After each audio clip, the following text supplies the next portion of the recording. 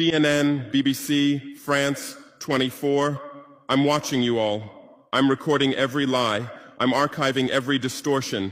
I am Ibrahim Traore, and today I'm pulling off your masks. Yes, you heard correctly. I, whom you call a young military junta leader, whom you brand as a dangerous radical, whom you serve up as an anti-Western dictator, am now telling you the truth. And this time you cannot turn off your microphones. This time you cannot turn away your cameras. This time your editors cannot cut this speech, because the world you monopolize no longer exists. Because millions will hear these words now, without passing through your filters, without being subjected to your distortions, without being muddied by your lies.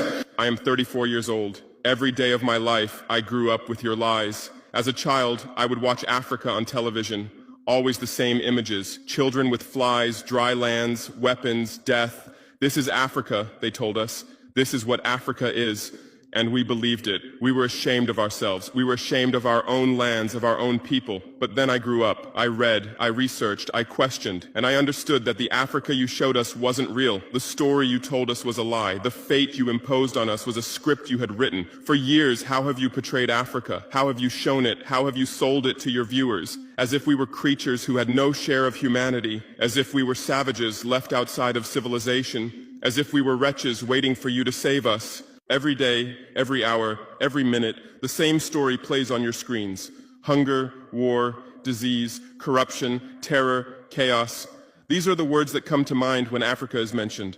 In your Africa dictionary, there are no other words. No hope, no success, no development, no resistance, no honor, no pride, no victory. So I ask you, New York Times, Washington Post, Guardian, Le Monde, have you ever made Africa's successes your headlines? How many times have you written about Rwanda's technology miracle? How many times have you shown Ethiopia's reforestation project? How many times have you praised Botswana's democratic success? How many times have you described Kenya's entrepreneurial ecosystem? No, because these don't fit your scenario. Your Africa cannot be successful. It cannot, because then how will you legitimize your exploitation? If it's not in need of help, how will you intervene? If it's not backward, how will you look down on it? Have you ever asked yourselves, has any editor sitting at their desk, any news director in a meeting, any columnist at their keyboard ever thought, why are the people of the world's richest lands poor? Here are the numbers for you, real numbers. Africa owns 70% of the world's cobalt reserves. Your cell phone, your computer, your electric car won't work without cobalt. This cobalt comes from Congo, but Congolese can't afford cell phones. Africa owns 90% of the world's platinum reserves. Catalytic converters, electronic devices, medical implants, they all need platinum. This platinum comes from South Africa, but South Africans are crushed by unemployment.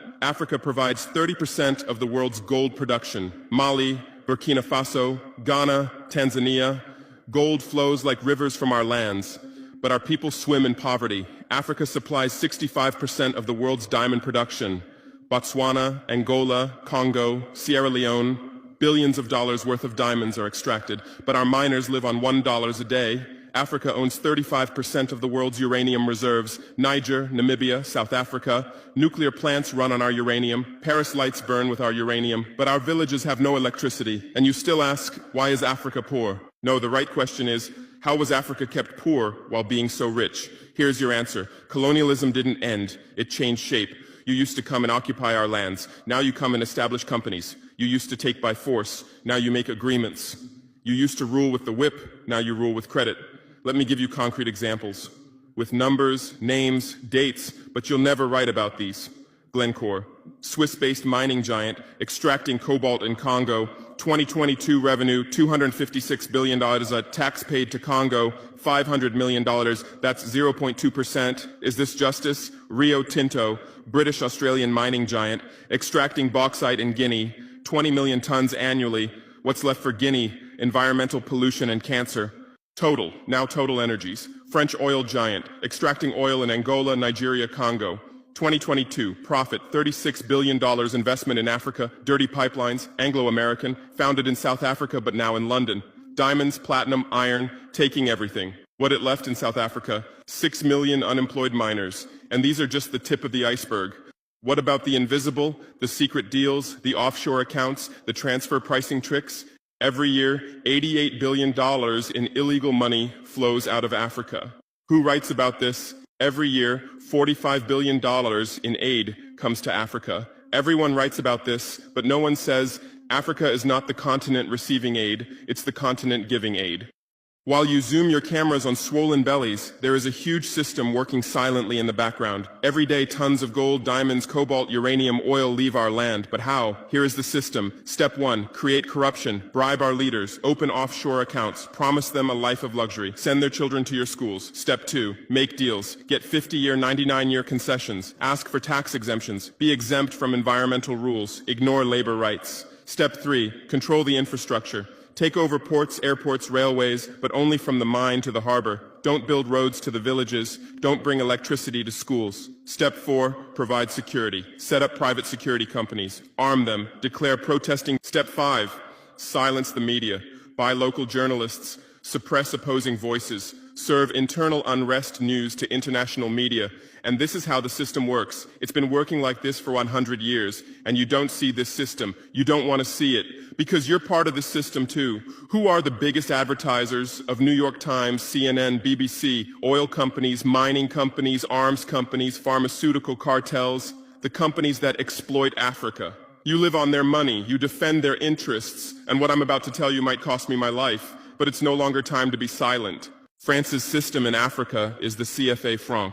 14 African countries still use French colonial currency. 50% of these countries' central bank reserves sit in the French treasury. France applies negative interest to this money, so we pay France to use our own money. Through this system, France transfers $500 billion worth of resources from Africa every year. Does anyone write about this? No. But when France gives Africa 10 billion euros in aid, it makes headlines. Britain's system is more sophisticated. London is the world's money laundering center. City of London, offshore paradise. Every penny stolen from Africa passes through London. Jersey, Guernsey, Cayman Islands, Virgin Islands, all under British control. Africa's wealth hides there.